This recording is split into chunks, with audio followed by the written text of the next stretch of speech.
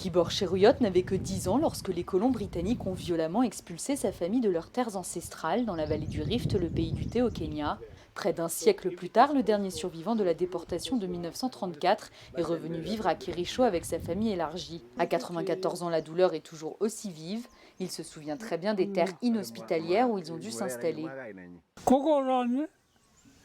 La région était infestée de serpents venimeux et d'autres insectes.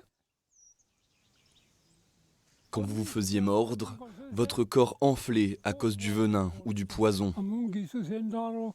Les expropriations de terres par les colons britanniques ont débuté avec le XXe siècle et se sont poursuivies jusqu'à l'indépendance du Kenya en 1963.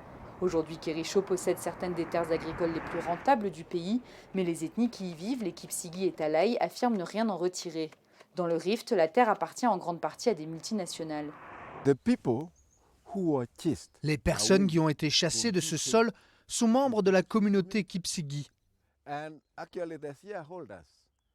Et en fait, les actionnaires actuels au Royaume-Uni sont les seuls à tirer des bénéfices du produit de la vente qui est planté sur notre sol.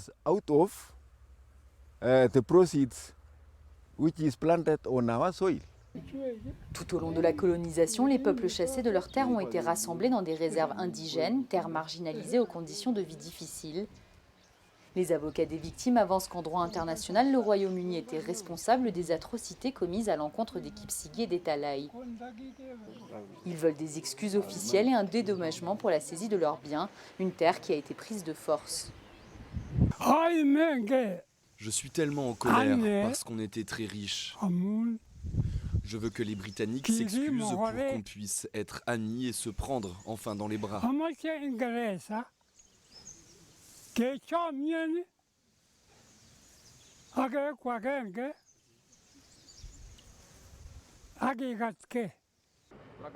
Des avocats britanniques et kenyans se rendront à Kericho cette semaine. Ils représentent plus de 100 000 victimes qui ont officiellement porté plainte contre le Royaume-Uni aux Nations Unies. Récemment, la Grande-Bretagne a été confrontée à une série de demandes d'indemnisation émanant d'anciennes colonies, notamment du Kenya. En 2013, le pays a formulé des excuses officielles et versé des dédommagements financiers aux victimes de la répression du soulèvement des Mau Mau au Kenya dans les années 50.